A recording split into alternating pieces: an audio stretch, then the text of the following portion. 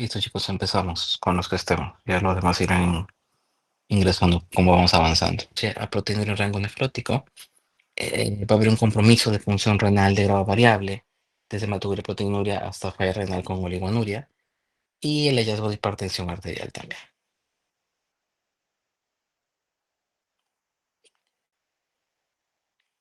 Generalmente va a ser consecuencia de una lesión glomerular que puede ser ocasionada por un proceso inmunológico, secundario a una enfermedad renal primaria, a procesos infecciosos, que es lo más frecuente, o por una enfermedad renal sistémica.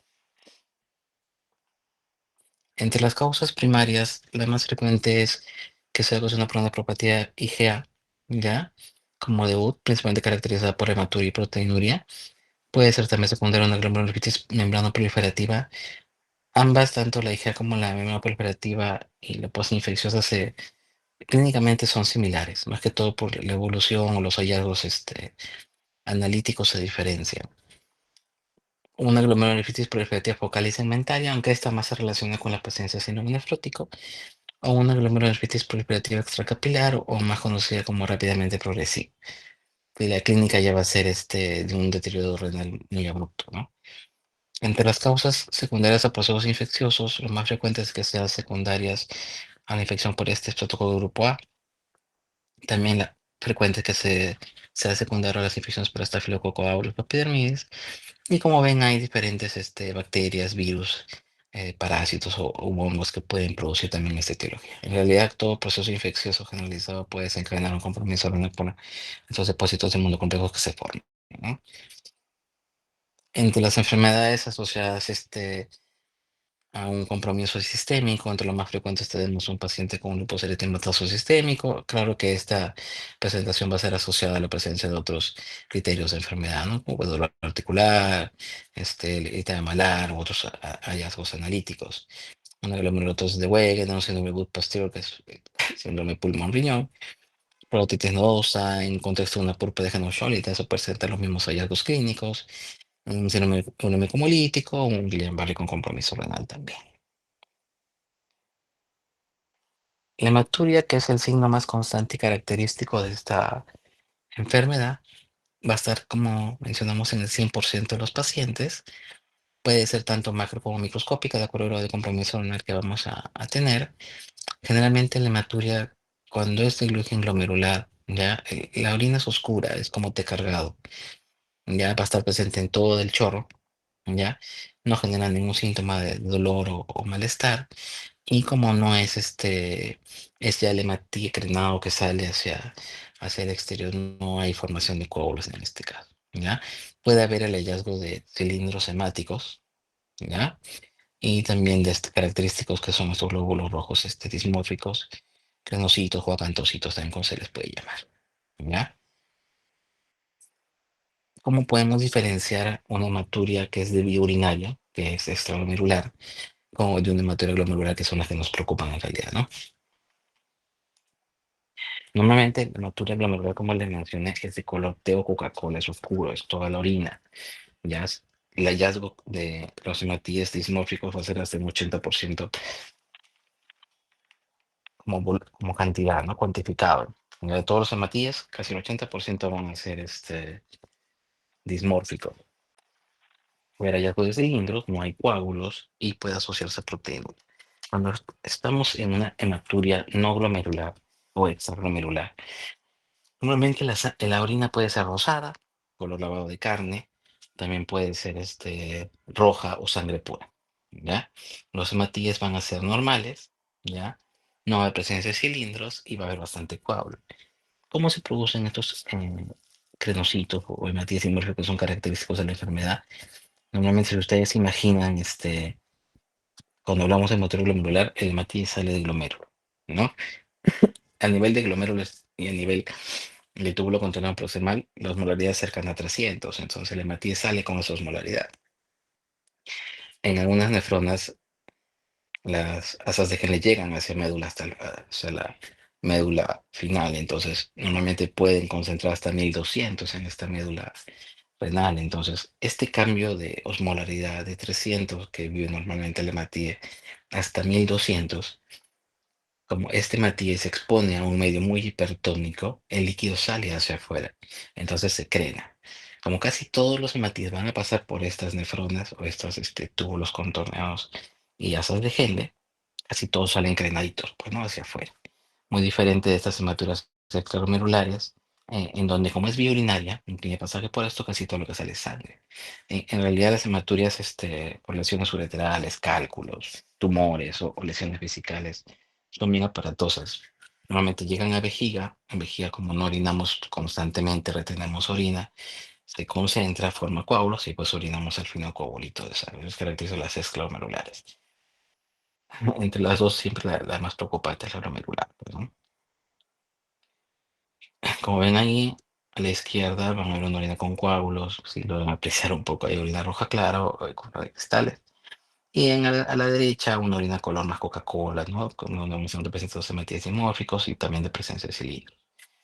Lo malo que, como casi todos los exámenes de orina actualmente se hacen de manera automatizada, ya no se detecta mucho esto, entonces uno tiene que ir a hablar y pedirle al tecnólogo que busque por microscopio estos hematíes, ¿no? Hay servicios de nefrología de otros hospitales donde ellos mismos han conseguido sus microscopios y ellos hacen la detección de esto, ¿no? Ya por costumbre, en realidad. Y eso me parece que es práctico también.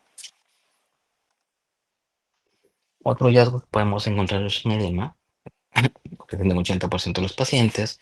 Normalmente es el motivo por el cual a veces consultan también, porque como les dije, puede ser una hematología también microscópica y no detectarse. Normalmente es secundaria retención hidrosalina, se resuelve al desaparece el resolverse la enfermedad y, como le dije, es infrecuente que se asocie a un edema generalizado, a menos que este síndrome se asocie a proteinuria de rango nefrótico con síndrome nefrótico secundario. Otro hallazgo que tenemos es el hallazgo de hipertensión arterial. Ya va a estar entre los 60 y 80% de todos los niños con esta patología y es secundaria a retención hidrosalina. ¿Cuál es la principal dificultad? Que normalmente en los servicios de emergencia pediátrica no incluyen la medida de presión arterial como una parte del triaje normal, aunque debería ser así, ¿no? Como se ve en los adultos. Más a veces es por el material, ¿no? El equipo, que normalmente no, varias emergencias no cuentan, solo toman presión a los pacientes críticos que llegan. Y en los consultorios tampoco no es algo de manejo común.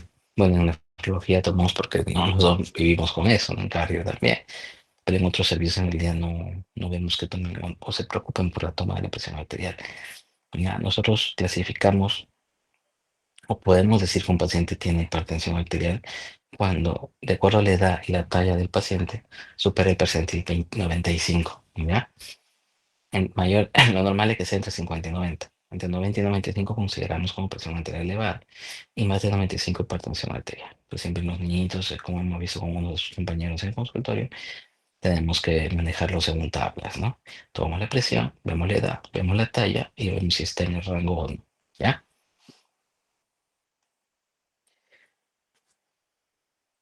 Otro hallazgo que podemos encontrar es que haya una disminución de flujo urinario, ya, se va a estar un tercio de los pacientes, más en los que hacen un deterioro progresivo de enfermedad, pues, ¿no? El hallazgo de proteinuria va a ser variable, ya puede ser de proteinuria significativa hasta proteinuria en rango nefrótico. En emergencia, normalmente lo que hacemos es tomarles una relación proteína-creatinina. Normalmente el valor normal de esto es en menores de 2 años hasta 0,5, en mayores de 2 años hasta 0,2 como valor corte. Y hablamos de proteinuria en rango nefrótico dependiente de la edad mayor a 2. ¿Ya? Entre 0,5, 0,2 y 2 se considera significativo, va de acuerdo a la clínica. Si podemos medir una proteinuria en rango de una proteinuria en orina 24 horas, que más hacemos en niños continentes, el rango de normalidad es menos de 4, como en las unidades de miligramos metro cuadrado hora, o si hablamos de rango nefrótico mayor a 40, ¿no? Como mencionamos, es un porcentaje bajo de pacientes que llegan a rango nefrótico. Otros síntomas que podemos encontrar es que empiezan con malestar general, dolor abdominal o lumbar, anorexia, fiebre o cefalea, pero generalmente no se asocia a mayores sintomatología que la previa. Entre las complicaciones que podemos encontrar, normalmente los pacientes pueden presentar lesiones renal agudas de un 30% de los pacientes y un porcentaje más bajo sobre requerir diálisis o apoyo renal. ¿Ya? Puede haber insuficiencia cardíaca en pacientes con bastante retención hídrica por secundarios a edema agudo de pulmón, ¿ya? Y también puede llegar la presión arterial a ser tan alta que provocar alteración neurológica como encefalopatía hipertensiva o una emergencia hipertensiva como tal, ¿no?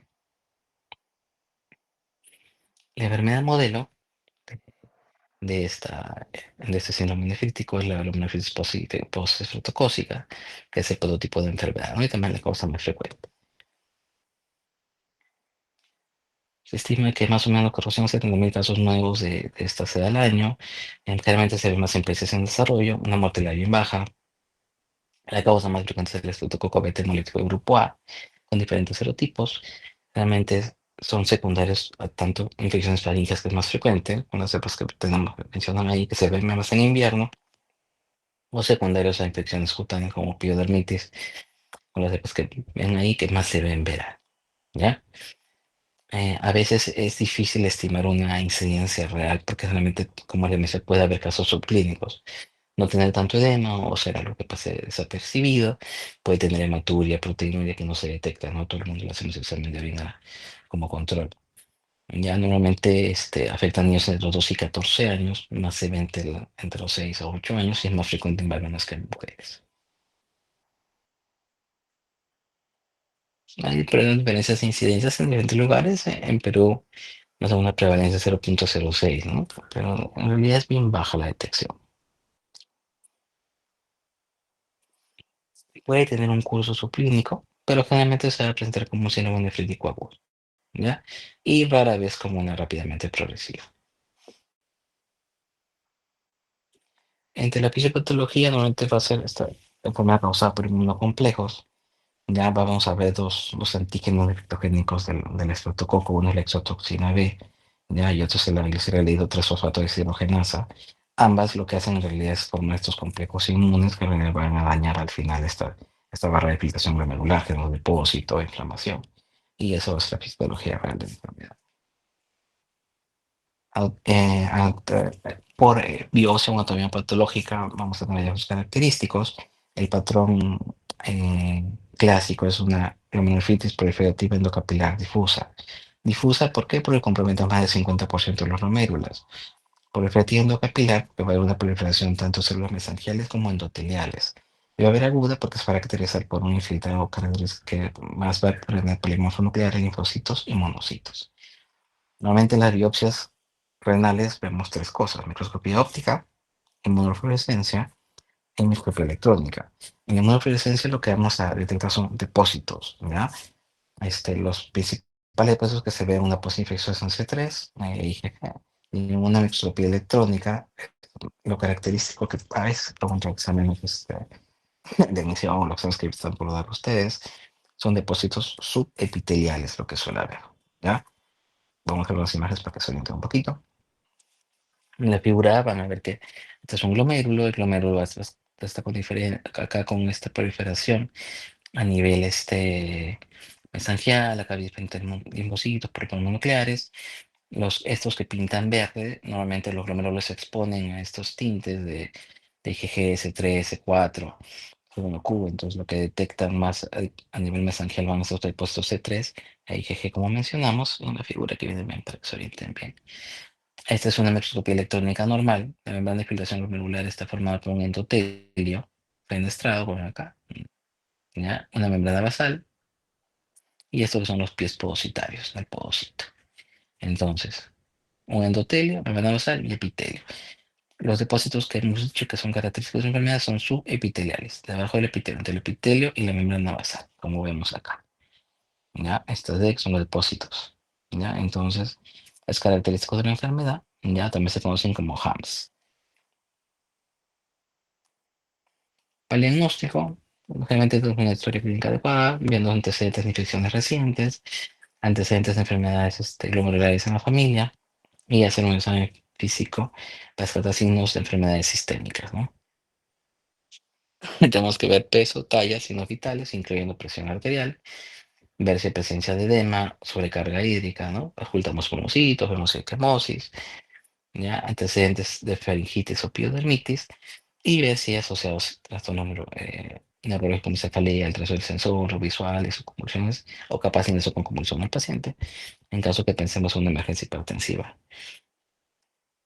Entre los exámenes complementarios es que podemos pedir, vamos a ir a la placa de tórax, la clínica del paciente, sedimento urinario para evidenciar la hematura o la presencia de estos granocitos o acantocitos, determinación de proteinuria, para diagnóstico agudo en emergencia, no orina la sal nada más, de bioquímica renal para ver cómo estamos los valores de urea y creatinina, electrolitos, una ecografía, y en caso de paciente con hipertensión arterial detectada ya como plan de trabajo, fondo de ojo, EKG para ver si es algo crónico o agudo.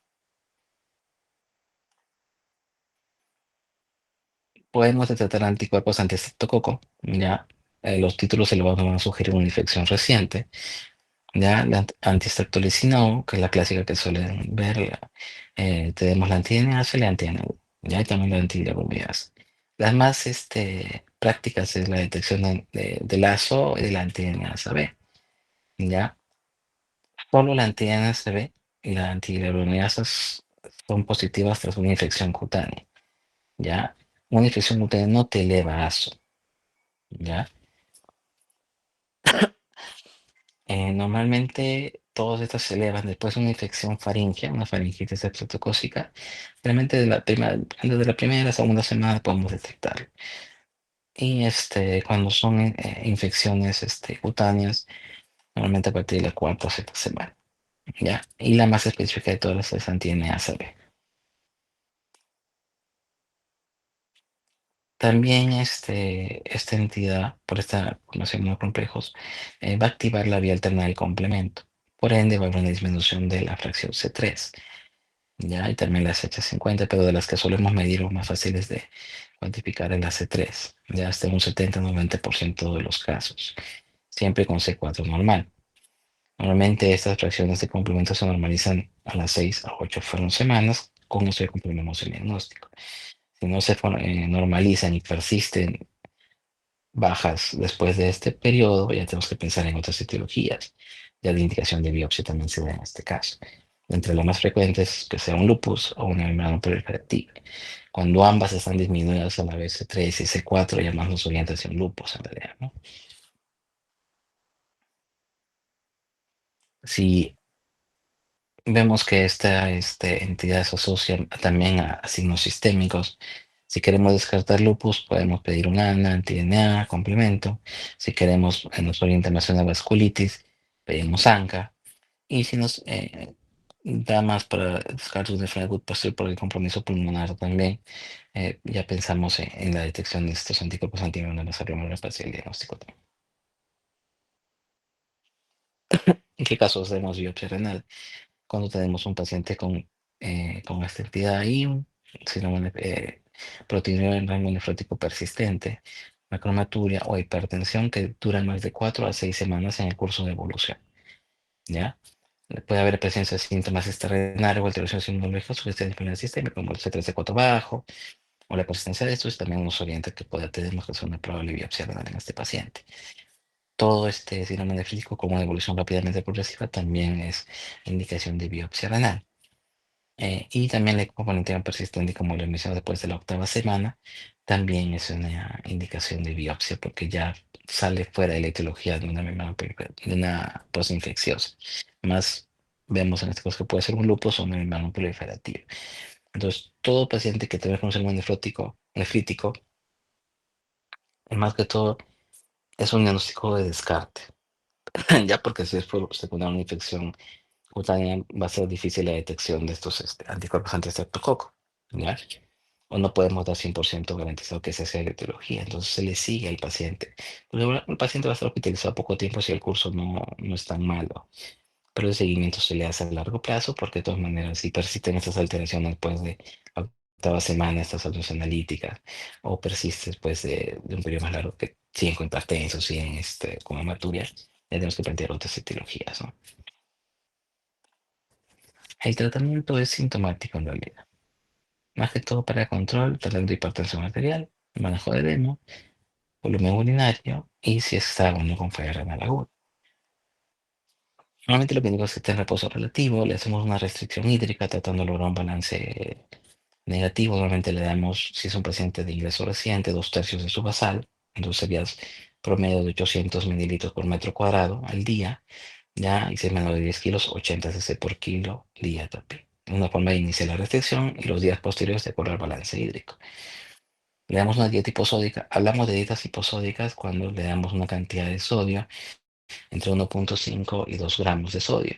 Si la indicación de los nutricionistas de cloruro de sodio serían 4 gramos. Ya, pero es más que todo para que se la indique al nutricionista hospitalario. Podemos dar diuréticos para el manejo de este edema, a diferencia de síndrome nefrótico que van a tocar en una clase. El síndrome nefrótico es lo que hay es por esta proteinuria masiva que se da eh, en la presión oncótica dentro del vaso cae, entonces hay una ganancia esta presión hidrostática, entonces el líquido sale del intersticio. En cierto modo es un paciente depletado, ¿ya? Entonces si le das diurético solo, el paciente lo que hace es lo llevas a falla renal, por ejemplo, que consideramos como un paciente deshidratado en teoría. A diferencia de este síndrome nefrítico como tal, lo que generalmente le da más poder retención de sal. Ya es como un paciente hipervolémico, digamos. Entonces, darle diurético solo es más que suficiente. De base lo que usamos es furosemida, diferente puede ser 1 o 2 por kilo, de acuerdo a qué tan sensible sea el paciente. Normalmente casi todos los pacientes responden a la administración de esto, nos ayuda también a manejar presión arterial. Ya al inicio lo puedes hacer de manera oral, ya lo vas valorando de acuerdo a tus balances. Ya cuando desaparezcan los síntomas de hipervolemia puedes pasar a vía oral, ya, y luego suspenderlo de acuerdo a la evolución de tu paciente. Los antihipertensivos que podemos usar pueden ser YECAS, si no hay compromiso renal. Si ya hay cierto grado de elevación de creatinina, ya podemos usar calcio antagonistas. Entre los más usuales podemos usar nifedipino o loipino. Siempre hay que tener cuidado con el uso de nifedipino porque puede producir hipotensión y taquicardia flaca porque baja la presión muy bruscamente. En el caso de que haya compromiso de órgano blanco, convulsiones, este, dolor de pecho, ¿no? En ese caso tenemos que ya usar o manejarlo con medicación endovenosa para bajar la presión arterial no vía oral. Ya en caso exista un foco infeccioso activo, los antibióticos lo que hacen es erradicar el germen, pero no altera el curso de la enfermedad. Ya no tiene sentido en este caso. Y esa es la biología que usamos, chicos. ¿Alguna pregunta que puedan tener? Doctor, disculpe, ¿puede repetir los valores de la proteinuria, en este caso, en las primeras diapositivas que estaban? No, los normales. Ya, nosotros para medir proteinuria tenemos tres formas, chicos. Una es vamos a ver por dónde está.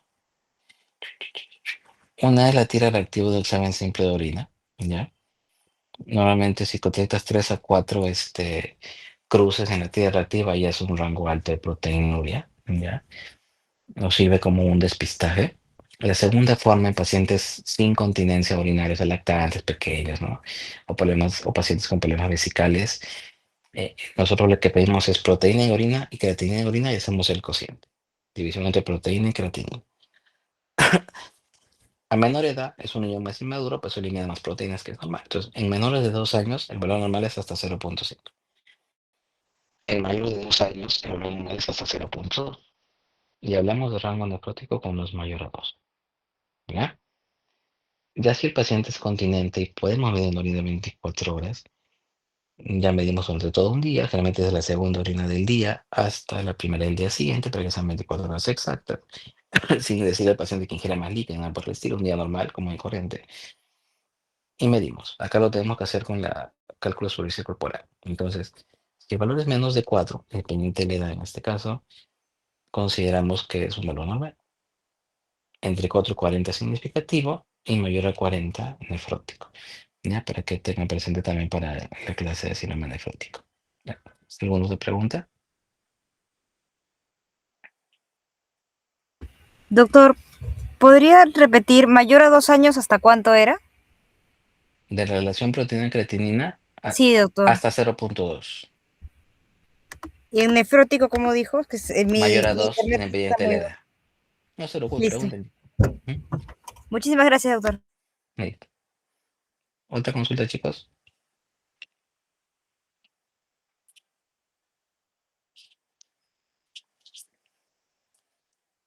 Para el examen lo que van a hacer generalmente son casos clínicos en los que van a tratar de confundir entre nefrítico y nefrótico. Ya ahí va a ser la confusión, aunque no debe haber mucha confusión.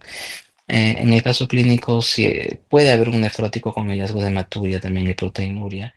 Difícilmente la hematuria del seno nefrótico es macroscópica. Ahí puede tener un dato. Generalmente son hematurias microscópicas. Puede haber hipertensión, un síndrome nefrótico también. Es raro que te lleguen a hacer emergencia hipertensiva, así que también por eso lo pueden hacer la diferencia. Y más que todo va a ser el contexto de enfermedad. Si les dan una historia de un paciente que tuvo una infección, ¿ya? Y después hacen, y el primer hallazgo es la hematuria, luego edema, luego proteína un rango nefrótico, que se va a hinchar, va a hacer todo lo síndrome nefrótico típico, más oriental es una posinfecciosa. Pero si bruscamente el primer dato clínico que te dan es edema, ¿ya?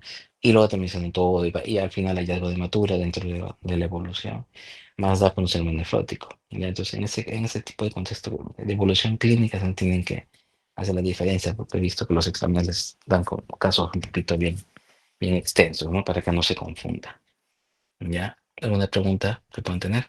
Doctor, en las causas primarias de lo que es síndrome nefrítico, ¿cuál es el más Ujú. común? Entre las primarias, la IgA. Ya hay bastante. Normalmente en otros países como en Japón hacen despistaje a todos los escolares a cierta edad, ya para poder tratar hematuria y poder dar un seguimiento y ver cómo es la evolución. Normalmente, buen porcentaje de estos pacientes solo presentan hematuria y nada más. Y durante la evolución un poco de proteinuria. Hay otros pacientes que sí durante la evolución hacen proteinuria nefrótico y tienen que biopsiarse y todo, seguir un tratamiento, ¿no? Pero no hay un tratamiento específico para la enfermedad. Ya nosotros tenemos bastantes casos con hematuria persistente en el consultorio, pero como no presenta una proteína importante, no lo biopsiamos, solo lo seguimos. Lo más probable es que sí sea un IJA, ya, pero de todas maneras el seguimiento es lo que nos da, ¿no? Entonces es la causa más frecuente que podemos tener. Muchas gracias, doctor. Ujú. ¿Alguna pregunta, chicos?